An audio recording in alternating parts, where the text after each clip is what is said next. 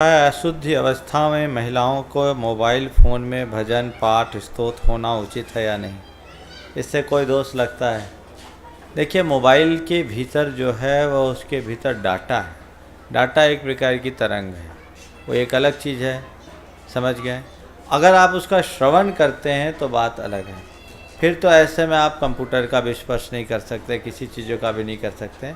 ये बात एकदम खींचने जैसी है। डाटा डाटा के रूप में होते हैं, जैसे कि टेलीविज़न का सिस्टम है, उसमें प्रकाश की तरंगों को ध्वनि की तरंगों में परिवर्तित करके टेलीकास्ट किया जाता है, और फिर जो टीवी सेट एंटीना होता है या डिस्क होता है उसको पकड़ता है और उसे वापस प्रकाश की तरंगों में परिवर्तित कर देता है। आपकी स्क्रीन में सब कुछ दिखता है। मोबाइल में जो फीड है, मैटर डाटा है, वो इतने से पेन ड्राइव में आजकल 250 GB तक के पेन ड्राइव मेरे को दिखाए लोगों ने। कितना डाटा होगा, बड़े बड़े ग्रंथ हैं, तो उसको एकदम मानना खींचना है। हाँ, यदि आपके बुद्धि में यह है कि इसमें नमोकार है, ये शास्त्र हैं, तो आप विनय करो। और आपके लिए अगर मोबाइल है, शास्त्र नहीं है, तो कोई बात नहीं है, ऐसा मुझे समझ में आता है। नहीं तो फिर 3 दिन के लिए मोबाइल से छुट्टी ले लो और अच्छा। हाँ, हाथ से नहीं छूते हैं। अब आचार्य, देखो ये लोग बोल रहे हैं आचार्य श्री कहते हैं कि 3 दिन मोबाइल टच भी नहीं करना चाहिए। जब आचार्य श्री कहते हैं तो उनके आगे हम कुछ कह ही नहीं सकते, जो वो कहते हैं वही करना चाहिए, समझ गए? हाँ हाँ, बोल दिया ना, उसमें उसके वॉलपेपर पर फोटो नहीं होना चाहिए। हमारे 24 तीर्थंकरों में 5-6 तीर्थंकर ज़्यादा प्रचलित हैं, बाकी कम, ऐसा क्यों? ये पंचम काल की महिमा है।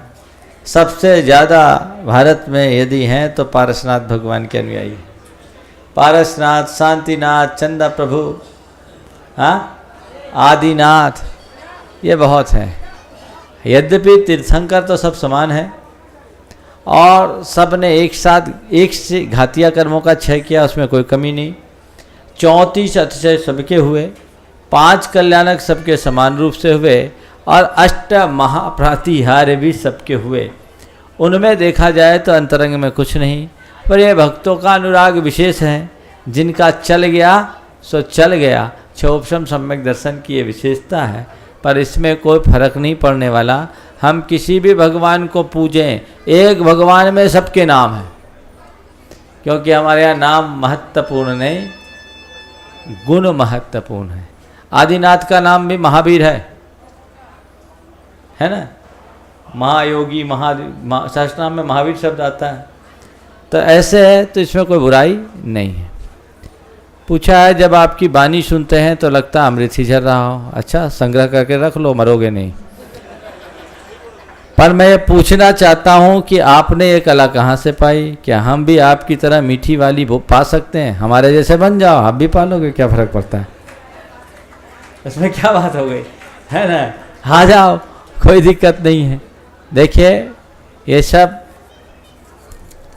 सहज है। मैं तो एक ही बात जानता हूँ, मैं नहीं बोलता हूँ, आप लोगों का पुण्य मुझसे बुलवाता है। मेरी अपनी कोई पहले प्रारंभिक भाव दशा नहीं हो तो भी जब उद्गार निकलते हैं, आप लोगों के निमित्त से निकलते हैं। भागनवश जोगी वशाई की बात होती है। पर गुरुओं की वाणी सुनो तो केवल वाणी की मिठास के लिए मत सुनो, उसके आशय को अपनाकर अपने जीवन में मिठास भरने के लिए सुनो, तो वाणी को सुनने का मजा है। केवल कान से सुनने का कोई मजा नहीं। हाँ, कल का संलेखना का विषय रह गया था, पहले उसको ले लेते हैं एक प्रश्न के बाद। खेती के बाद, खेती के काम करने में तो जीव हिंसा होती है, क्या वह पाप है? यदि पाप है तो फिर खेती कैसे करना चाहिए? क्योंकि कभी पर्व आदि दिनों में कृषि कार्य करना पड़ता है। देखिए, कृषि कर्म को हमारे आचार्यों ने आर्य कर्म की संज्ञा दी है। षड्विध आर्य कर्म है, आर्य कर्माणि षट्, उनमें से कृषि कर्म एक कर्म है। वार्ता के अंतर्गत जीविका के 6 कर्मों में असी, मसी, कृषि, विद्या, वाणिज्य और शिल्प, ये 6 कर्म दिया। इसलिए कृषि को सर्वथा हिंसा का कर्म कहना ठीक नहीं है, क्योंकि कृषि आर्य कर्म की श्रेणी में आता है। क्योंकि किसान खेत में अनाज उत्पन्न करता है तभी सारा काम होता है। रहा सवाल खेती में जोतने बोने आदि में जीव हिंसा का, तो वो हिंसा नहीं है, उसका उद्देश्य जीवों को मारने का न होकर अनाज को उगाने का है। इसलिए कृषि कार्य में होने वाली हिंसा को आरंभी हिंसा के अंतर्गत लिया है, या उद्योगी हिंसा, संकल्पी हिंसा के अंतर्गत नहीं, आरंभ है उद्योग नहीं, आरंभी हिंसा के अंतर्गत लिया है, उद्योगी हिंसा के रूप में नहीं। पर आपकी कृषि का कार्य तभी शुद्ध हो सकेगा जब आप अपनी जो मूल सांस्कृतिक परंपरा है उसके अनुरूप कृषि कार्य करें। कोई व्यक्ति खेती करता है और खेती में कीटनाशकों का प्रयोग करता है तो घोर संकल्पी हिंसा का पात्र बनता है। तो खेती करो, कभी कीटनाशक का प्रयोग मत करो। कीटनाशक का छिड़काव केवल जीवों को मारने के लिए किया जाता है। जो कीटनाशक का विक्रय करते हैं वे भी महापाप करते हैं, और कीटनाशक का छिड़काव करते हैं वे भी महापाप करते हैं। जब कीटनाशक के विक्रय की बात आती है, दुकानदार बोलता आप ले जाओ, बहुत तेज दवाई है, एक भी नहीं बचेगा। जीव बचे या ना बचे, हिंसा तो वो कर ही लेता है। इसी तरह जो उनका प्रयोग करना चाहते हैं वे भी यही कहते हैं अच्छी दवाई दो, और इसका दोहरा नुकसान हो रहा है। जीव हिंसा तो हो रही, इसका असर व्यक्ति के स्वास्थ्य पर पड़ रहा है। आजकल कीड़ों का रेजिस्टेंस बहुत स्ट्रांग हो गया है, तो आज अच्छे से अच्छे कीटनाशकों के प्रयोग से उनका घात नहीं होता, वे पनपते रहते हैं और उसका असर अनाज पर पड़ता है। इस कारण लोगों को बहुत तेज मात्रा में डीटीटी का प्रयोग करना पड़ता है। दुनिया में जितने भी डीटीटी की कंपनियां हैं सब अमेरिकी कंपनियां हैं, और डीटीटी अमेरिका में प्रतिबंधित है, वहाँ एक बूंद भी इसका छिड़काव नहीं होता। और ये पाया गया है कि डीटीटी के अंधाधुंध प्रयोग के कारण माँ के दूध में भी उसका अंश पाया जाने लगा है। इसलिए आप जो अनाज खा रहे हैं उसके साथ जहर भी खा रहे हैं, इस बात को ध्यान में रख करके चलिए। तो जीव हिंसा, स्वास्थ्य का घात, सब कुछ इसमें समाविष्ट है। अतः ऐसी खेती कभी न करें जिसमें किसी भी प्रकार के जीव हिंसा की संभावना हो। समझ गए? अब एक बात ध्यान रखें महाराज जी, अगर छिड़काव नहीं करेंगे तो फसल बचेगी ही नहीं। ऐसी चीज़ बोओ मत जिसमें छिड़काव की ज़रूरत है। कुछ फसलें ऐसी होती हैं जिसमें कीटनाशक का प्रयोग नहीं के बराबर नहीं करना पड़ता, जैसे गेहूं की फसल। मेरे संपर्क में कई लोग ऐसे हैं जो बड़े किसान हैं और लंबी चौड़ी खेती है, लेकिन कीटनाशक का रंच मात्र प्रयोग नहीं करते हैं। बंधुओं, एक बात ध्यान में रखना चाहिए, आपके द्वारा बोया गया बीज नहीं फलता, पुण्य भी फलता है। यदि आपका पुण्य अनुकूल होगा तो आप कुछ भी बो सब फलेगा, और पुण्य क्षीण होगा, पाप का प्रकोप होगा तो अच्छी फसल आने के बाद भी उसको खाक में बदलने में देर नहीं लगती। एक दिन मैंने ऐसी ही चर्चा की, दो भाइयों से मैंने कहा, दोनों की अच्छी लंबी चौड़ी खेती थी। दोनों से मैंने कहा कि तुम लोग ये पाप का कार्य मत करो, घोर हिंसा होती है। एक ने तो नियम ले लिया कि हम फसल ऐसी बोएंगे नहीं जिसमें हमको कीटनाशक का प्रयोग करना हो, महाराज अब तक जो किया सो किया, आगे नहीं करेंगे। दूसरे ने कहा महाराज अभी हम 2 बरस नहीं कह सकते, हमें अपनी बेटी की शादी करना है। मैंने समझाया, बोला बेटी अपना पुण्य लेकर आई है, तो हिंसा करके ऐसा काम मत कर, लेकिन नहीं माना। संयोग ये हुआ, आप सुनकर ताज्जुब करेंगे, जिसने नियम लिया उसने केवल गेहूं बोया, और गेहूं उसके इलाके में सबसे रिकॉर्ड उपज हुई। एक दाना भी उसने कीटनाशक का प्रयोग नहीं किया। और जिसने चना बोया, भरपूर कीटनाशकों का उपयोग करने के बाद भी ऐसी दुर्दशा हुई कि उसका बीज नहीं लौटा। ये हो रहा आजकल। तो पुण्य फलता है। विदिशा में एक विजयकरण पाटनी है, अब तो नहीं रहे, उनके बेटे हैं, बहुत लंबी चौड़ी खेती है। वो कभी भी एक दाना भी किसी प्रकार के कीटनाशक का प्रयोग नहीं करते, और उनका पुण्य कुछ ऐसा है कि पूरे इलाके में सबसे अच्छी फसल उनकी आती। तो ये सब चीज़ें निर्भर करती हैं। चारित्र चक्रवर्ती शांति सागर जी महाराज के जीवन काल की चर्चा है शांति सागर जी महाराज जब घर पे रहते थे, खेती करते थे, वहाँ ज्वार की खेती होती है और ज्वार के सिट्टों को तोते बहुत नुकसान करते हैं। तोते नुकसान करते हैं तो क्या करते हैं लोग, गुलेल से, फटाके से तोतों को उड़ाते हैं। पर शांति सागर जी महाराज, सात घोड़ा पाटिल नाम था उनका, वे क्या करते थे, जब तोतों का झुंड आता तो उनकी तरफ पीठ करके बैठ जाते और वहाँ पानी और रख देते, खाओ भी पियो भी। लोग कहते कैसा बेवकूफ़ है, तोते सारे फसल खा जाएंगे। उनने कहा, वो एक ही जवाब देते, तोते अपने पुण्य का खाते हैं, मैं अपना पुण्य का खाता हूँ। तोते जितना खाते हैं प्रकृति उतने दाना ज़्यादा देती है और पूरे इलाके में उनकी सबसे अच्छी फसल आती है। इसलिए भावों में कृपणता नहीं करें, कृषि कर्म करें पर अहिंसक रीति से करें तो कोई बुराई नहीं। और आजकल तो एक नए शोध हुए हैं कि कीटनाशक के जगह फसल रक्षक घोल का चलन हो गया, जो गौमूत्र के माध्यम से बनता है, गौमूत्र, नीम के पत्ते आदि से। ये ऑर्गेनिक खेती हो गई। इसको छिड़काव करने से पत्ते का टेस्ट बदल जाता है, तो कीड़े होने के बाद भी उसको खाते नहीं हैं और वो खाद का काम करता है। तो जो भी कृषि का कर्म करते हैं, यदि इस तरीके से किया जाए तो ज़्यादा अच्छा है, यही ठीक है। बाकी अगर पाप करके खेती का कार्य कोई करता है तो महाहिंसा का निमित्त समझना चाहिए और वह दुर्गति का कारण है। चलिए, कल चर्चा आई थी संलेखना के विषय में। संलेखना क्या गृहस्थ ले सकता है, ले तो कैसे लेना चाहिए, इस विषय में मैं 3-4 बिंदुओं पर आप सबका ध्यान केंद्रित करना चाहता हूँ। संलेखना या समाधि मरण क्या है, ये क्यों ली जाती है, कब ली जाती है, कैसे ली जाती है, क्या ये आत्महत्या है, ये बहुत महत्वपूर्ण बिंदु। कई बार मीडिया में जब किसी की संलेखना होते रहती है तो इस विषय में बहुत नकारात्मक तरीके से प्रस्तुति की जाती है, और जिन्होंने जैन धर्म के मर्म को नहीं समझा और संलेखना के मूल रूप को नहीं जाना, वे इस विषय में कुछ भी टिप्पणियां कर देते हैं, पर ये बातें ठीक नहीं। सबसे पहले संलेखना के अर्थ को समझे। संलेखना शब्द 2 शब्दों के मेल से बना है, सत और लेखन। सत यानी भले प्रकार से, अच्छे से, ठीक से। लेखन का अर्थ होता है कृश करना। अच्छे तरीके से शरीर और कषायों को कृश करने का नाम संलेखना है।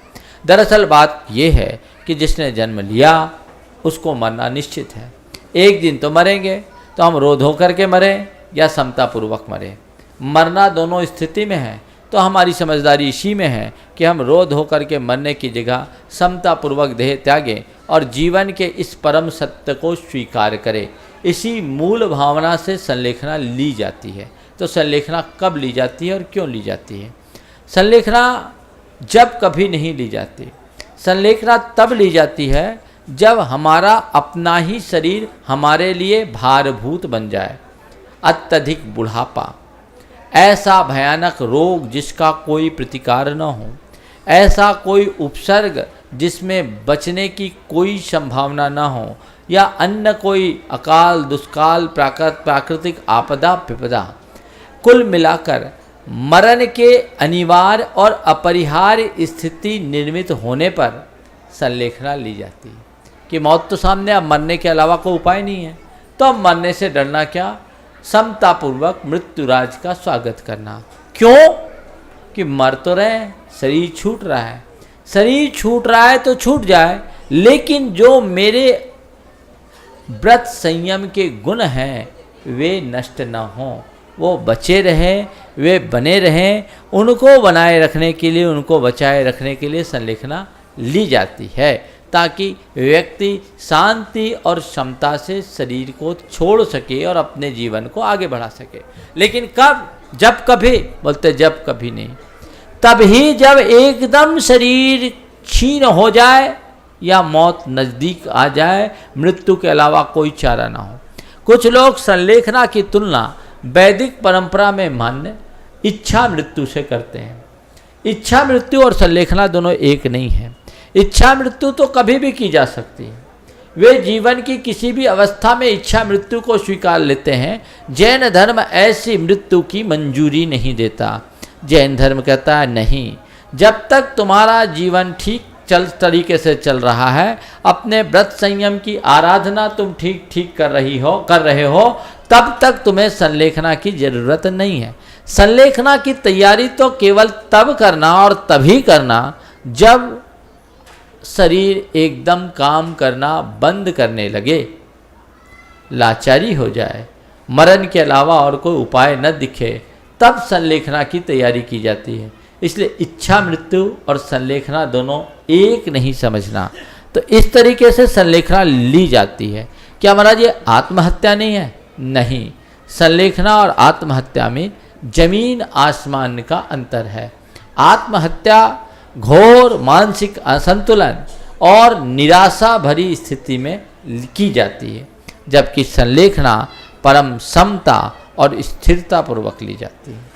आत्महत्या जीवन की किसी भी अवस्था में की जा सकती है, जबकि संलेखना बिल्कुल मरण के अनिवार्य और अपरिहार्य होने पर की जाती है। आत्महत्या कषाय से प्रेरित होकर की जाती है, जबकि संलेखना समता से ली जाती है।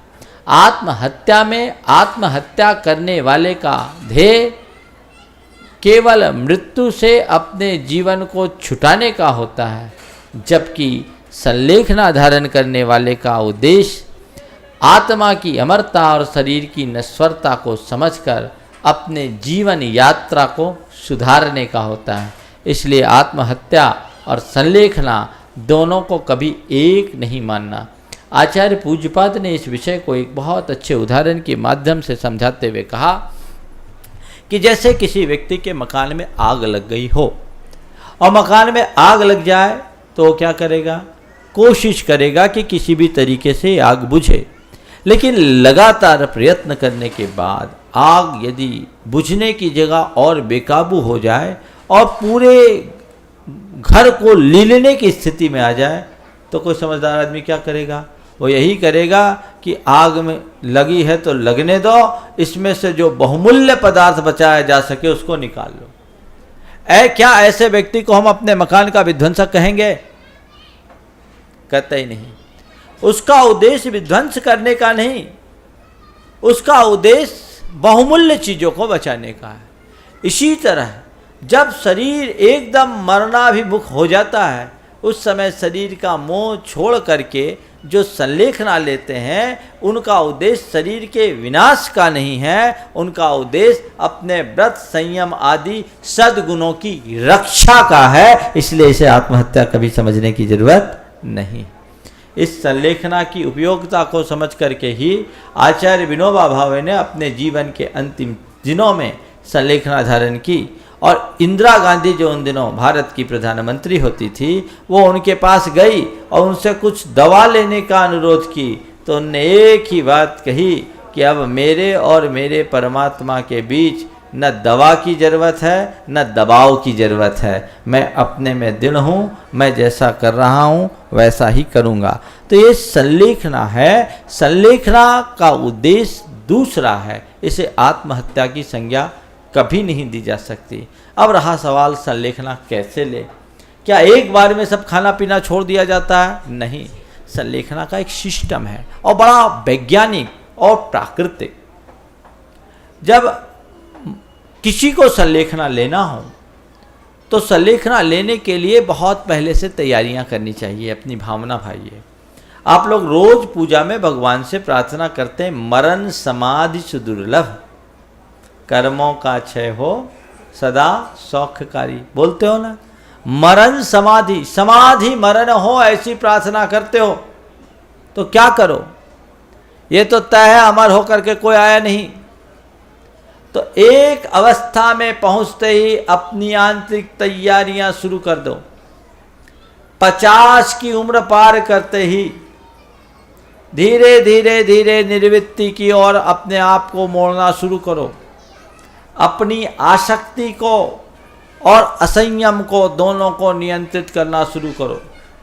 60 की उम्र में आते आते आप अपने आप को एक साधक के रूप में प्रतिष्ठापित कर लो और सबसे पहले चारों प्रकार के रात्रि के आहार का त्याग करें, रात्रि में पानी का त्याग करें, दूसरे चरण में दिन में बार बार खाने का त्याग करें। तीसरे चरण में 2 ही बार भोजन करने का अभ्यास करें। चौथे चरण में 2 ही बार मुंह जूठा करने का अभ्यास करें। 5वें चरण में शाम का भोजन बंद करके केवल फलाहार लेने का अभ्यास करें। 6वें चरण में फलाहार भी बंद करें, केवल पेय लेने का अभ्यास करें। और 7वें चरण में 1 बार भोजन के अभ्यासी बन जाएं। अभ्यास करो तो हो जाएगा। हम लोग इतना अभ्यास करके मुनि नहीं बने, एक ही दिन में सब हो गया। लेकिन फिर भी एक अभ्यास धीरे धीरे करें। 8 दिन में कम से कम 1 बार उपवास का अभ्यास करें, 8 दिन और 15 दिन में। ये सदभैया जी बैठे हैं, आज 7 प्रतिमाधारी। सन 2001 में जब हमारा टीकमगढ़ का चातुर्मास हुआ, उस समय ये व्रती नहीं थे, व्रती बनने की प्रक्रिया में थे। ये हमसे कहते हैं महाराज हमसे उपवास नहीं हो सकता। हमने इनको कहा कि तुम करना शुरू करो, सब हो जाएगा, दिन भर मेरे पास रहना। पहले उपवास में थोड़ी तकलीफ होगी, दूसरे में थोड़ी कम होगी, और तीसरे में तुमको पता ही नहीं लगेगा वो उपवास किया कि आहार किया। इनने हमको फॉलो किया, और जितने उपवास हमारे वो उतने उपवास इनके हुए। अष्टमी 14 पूरे 4 महीना। आज एक टाइम भोजन करते हैं, पहले ऐसा कोई अभ्यास नहीं। मनुष्य की इच्छा शक्ति प्रकट हो जाए तो सब कुछ हो सकता है। और एक बात मैं बताऊं महाराज, खाएंगे नहीं तो क्या हो जाएगा। ध्यान रखना, खा करके मरने वालों से अस्पताल भरे पड़े हैं, भूख से मरने वाले तो इक्के दुक्के होते हैं। आई समझ में? ये एक अभ्यास है शरीर को साधने का। फिर इसके साथ अपनी अंतरंग साधना करें, अपनी आसक्ति को कम करें, अपने लगाव को कम करे, राग द्वेष को कम करे, अपनी अंतर्मुखता बनाए, क्रोध को कषाय को शमित करने का अभ्यास करें, शास्त्रों का स्वाध्याय करें, आत्मा का चिंतन बढ़ाए। ये प्रारंभ से अपना करना शुरू कर दें। और जब शरीर क्षीण होने लगे, गुरु से मार्गदर्शन ले, और अब लगे कि अब तो बस बॉर्डर लाइन पे आ गए, तो एक दिन घर के लोगों को बुला करके घर के सारे लोगों के बीच अपने हृदय के उद्गार प्रकट करते हुए सबसे क्षमा मांगा जाता है और सबको क्षमा किया जाता है।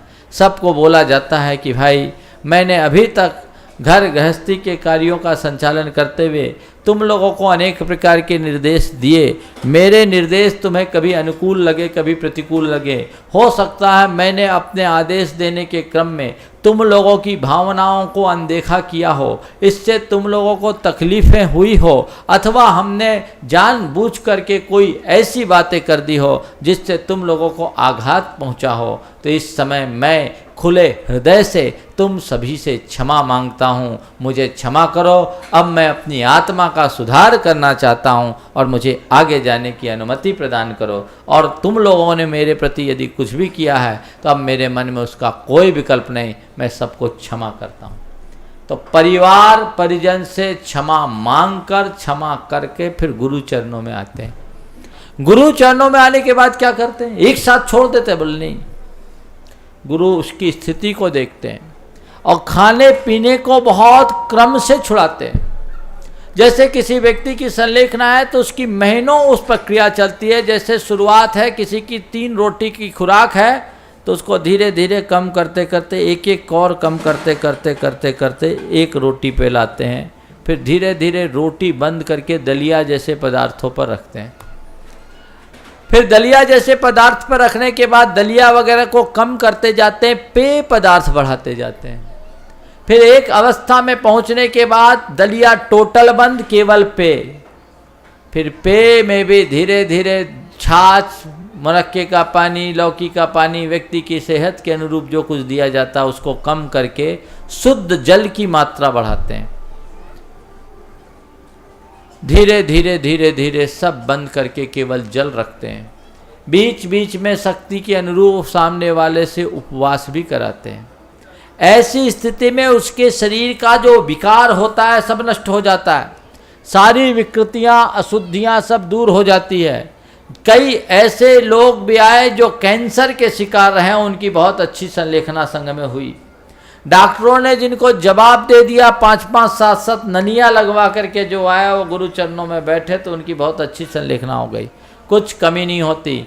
लोग आखिरी में ऐसे भी कुछ खा पी नहीं पाते। आदमी क्या, कोई जानवर जब मरणासन स्थिति की ओर होता है, उसका खाना पीना छूट जाता है। गौशालाओं में कहते हैं गायें 2 दिन 3 दिन पहले लेना बंद कर देती। अस्पताल में पड़े लोग भी कुछ नहीं खा पाते पी पाते, बस ज़्यादा है तो 1 आध कप जूस पिला दिया, वो भी केवल मन की चाह, हलक से नीचे उतरता नहीं। क्या, आखिरी में शरीर की मांग खत्म हो जाती है और इस मांग को धीरे धीरे कम किया जाता है संलेखना की प्रक्रिया से, जो एकदम प्राकृतिक और वैज्ञानिक है, और उसकी मनोदशा को बदलकर उसकी आसक्ति को भी खत्म कर देते हैं, ताकि मन में इच्छा तक न हो और आराम से देह त्यागा जाता है। मैं तो आपसे कहता हूँ, एक ही भावना भाव कि मुझे अस्पतालों में आहें भरते हुए न मरना पड़े, गुरु चरणों में नमोकार जपते हुए देह छोड़ने का सौभाग्य मिले, ये सबसे अच्छा। अस्पताल में आहें भरते हुए मरने वाले लोग बहुत हैं और बहुत कष्ट पाते हैं, पर गुरु चरणों में नमोकार जपते हुए जो करते हैं वो महान धन्य है। ऐसे थोड़ी सी भावना रखो, सब हो जाएगा। महाराज अब उम्र हो गई, तैयारी नहीं कर पाए तो क्या करे, कोई चिंता नहीं करो, अब भी मन को तैयार कर लो तो हो जाएगा। मेरे संपर्क में एक सज्जन थे, चतुर्भुजी, पिंडरई के, बड़े स्वाध्यायशील व्यक्ति थे, नियम संयम से रहते थे, लेकिन उनको अपने जीवन के आखिरी दिनों में आसक्ति जग गई। बुढ़ापे में कई बार ऐसा होता है। एक दिन उनकी बहू ने मुझसे कहा कि महाराज कक्का जी को समझाओ, वो मेरा बहुत आदर करते थे। बोले महाराज, वो बहू बहुत समझदार थी। उन्होंने कहा महाराज जी इनको समझाओ, आजकल इनकी आदतें खराब हो गई, रात में कुछ नहीं खाते थे, नियम संयम से रहते थे, आजकल रात में भी कुछ निकाल के अगर मिल जाए तो खा लेते और खाया जाता नहीं। हमने कहा ठीक है, मेरे पास लाना, मैं देखूंगा। संयोग से दूसरे दिन उनको श्वास का दौरा उठ गया, आईसीयू में भर्ती हो गए। उनके परिवार के लोग चाहते थे कि कैसे भी इनका कल्याण हो। सही संतान वही है जो अपने माँ बाप की कल्याण की भावना रखे, वो चाहते थे। पर डॉक्टरों ने जवाब दे दिया। हम जबलपुर में थे, 1997 की बात है। डॉक्टरों ने जवाब दे दिया। बेटे ने मुझसे कहा, हमने बोला लेके आओ देखते हैं।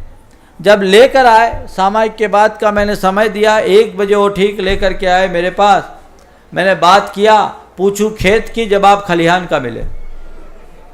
एकदम मति भ्रमात्मक स्थिति। मन में आया कि केस तो गया, लेकिन हमने तभी कहा नहीं, ठहरो, इसका क्षेत्र परिवर्तन करने दो, देखते हैं। अंदर से ऐसा लगा कि नहीं, इस जीव का कल्याण होगा। हमने उसको अपने बगल के कमरे में रुकवाया। जबलपुर से 2-3 ब्रह्मचारियों को मड़िया जी से बुलवा लिया। शाम को आचार्य भक्ति करने के बाद जब मैं उस व्यक्ति के कक्ष में गया और उससे बातचीत की, तो मुझे ऐसा लगा जैसे किसी सम्यक दृष्टि से बात कर रहा हूं। 5 घंटे के अंतराल में ऐसा लगा जैसे किसी सम्यक दृष्टि से बात कर रहा हूं। मैंने उनसे पूछा, कैसा लग रहा है? आपकी शरण में सब अच्छा है और आत्मा को कहाँ कष्ट है महाराज? हमने पूछा, किसकी शरण में जाओगे? बोले महाराज, बाहर में आप हो, भीतर में आत्मा, तीसरा शरण कौन है? हमने बोला क्या खाओगे? बोला महाराज, अनादि से खूब खाए हैं, अब खाने की चाह नहीं। ये शब्द उसके, जीवन भर स्वाध्याय किया, उसका फल था। हमने बोला फिर भी कुछ हो तो कल? बोले जो आपकी आज्ञा। हमने कहा कल तुमको एक बार केवल थोड़ी सी लौकी और पानी लेना, कुछ नहीं लेना। बोले जो। हमने संलेखना दी नहीं थी, परिवार की कस्टडी में रखा था, हम थोड़ा सा एक्सपेरिमेंट कर रहे थे। पूरा शरीर सूजा हुआ था। दूसरे दिन उन्होंने उतना ही लिया, अपनी तरफ से इच्छा भी प्रकट नहीं की। शाम को जब दूसरे दिन फिर मिला, चेहरे की सूजन आधी हो गई थी। और उस स्थिति में बिना टिके नमोकार मंत्र माला फेरना शुरू कर दिया उन्होंने। बातचीत की, बहुत अच्छी लगा। हमने कहा 3 दिन इनको देखता हूँ, फिर क्षुल्लक दीक्षा दे करके इनकी संलेखना की व्यवस्था करूँगा। दूसरा दिन निकल गया। तीसरे दिन को हमने सोचा था कि आज का दिन पार हो जाए तो कल इनको संलेखना के लिए हम यम संलेखना देंगे। तीसरे दिन तक उनको वैसे ही रखा। तीसरे दिन शाम को अचानक फिर से उनके श्वास का दौरा उठाया। मैं उनको संबोध के सामायिक में आया और करीब 8:30 बजे फिर से दौरा आ गया। बच्चे घबरा गए कंपाउंडर को बुला ले, मुझे सूचना मिली, मैं तुरंत गया। जब मैं गया वो माला फेर रहे थे, श्वास बहुत तेज चल रही थी और कंपाउंडर सिरिंज में पूरी भरा हुआ था, इंजेक्शन भरा हुआ था। मैं पहुंचा, वो माला फेर रहे थे बिना टिके, उस स्थिति में भी श्वास बहुत तेजी से चल रही है। मैंने इशारे से पूछा लगवाना है, उनने इशारा कर दिया नहीं। मैं वहीं बगल में बैठ गया, पूरी माला फेरी, मेरे चरणों में सिर रखा और चल दी।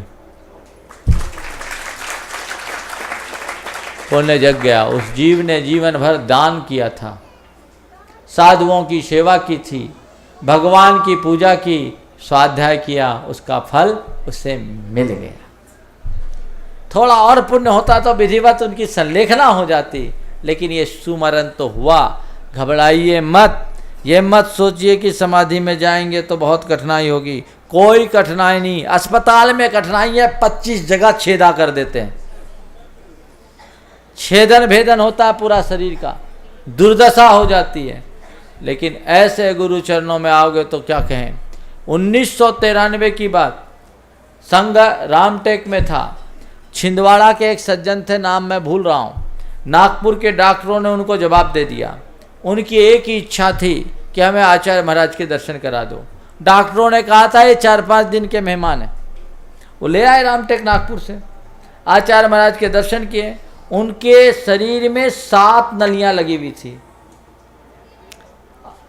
महाराज अब हम आपकी शरण में आ गए, आपकी शरण में आ गए, आप हमें समाधि दे दो। आचार्य महाराज ने देखा, सब नलियां हटवा दी, लघु शंका की और सब कुछ, खाने की उने की सब हटवा दिया। आचार्य श्री ने कहा इनकी शरीर की स्थिति अभी संलेखना के लायक तो नहीं, पर इनको अपने कस्टडी में रखो। रखा और उनको केवल पानी दिया गया, लघु शंका नहीं होती थी। आचार्य श्री ने कहा इनके पेट में ठंडी गर्म पट्टी रखो पानी की, लघु शंका भी हो गई बिना नली के। और वो सज्जन 11 दिन तक केवल पानी में रहे। और उनका अंत, जब आचार्य महाराज रोज 2 बार उनको देखने जाते थे, जिस दिन गए आखिरी दिन, और जैसे ही आचार्य श्री गए उनके चरणों में सिर रखा और चल दी। यह संलेखना है। इसलिए भावना भाव, चाहे गृहस्थ हो या साधु, सबकी इच्छा संलेखना की होनी चाहिए। एक बार संलेखना पूर्वक मरण हो गया तो 7-8 भाव के अंदर बेड़ा पार है।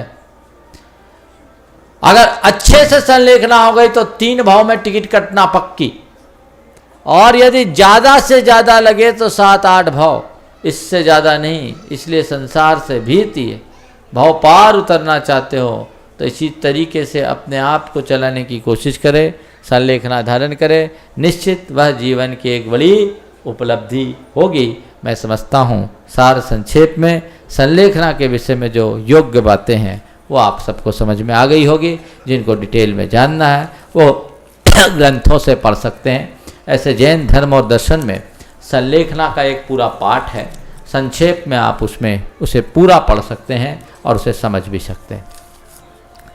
हो गया समय भी हो गया। जो प्रश्न 7 बज गए भैया, घड़ी सामने। क्या हो गया? बजे कितने हैं बताओ? घड़ी आगे है, आगे करके क्यों रखते हो?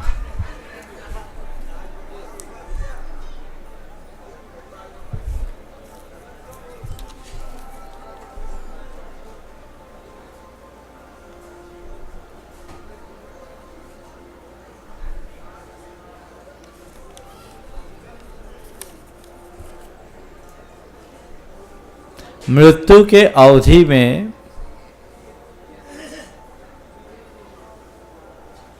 क्या लिखा है?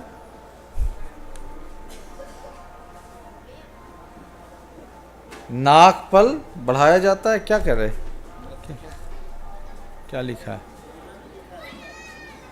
नसकपल। अच्छा अच्छा अच्छा, ना तो न पल तक बढ़ाया जा सकता लिखने में, और न ही घटाया जा सकता है। तो फिर हत्या या आत्महत्या करने वाले की क्या कहें? क्या बात है? क्या यह उनकी उम्र उतनी ही निश्चित मानी जाएगी? देखिए, ये एक बात बिल्कुल जनरल बात है कि मृत्यु का समय न बढ़ाया जा सकता न घटाया जाता, पर सिद्धांत ये बात सही नहीं। मृत्यु निश्चित है।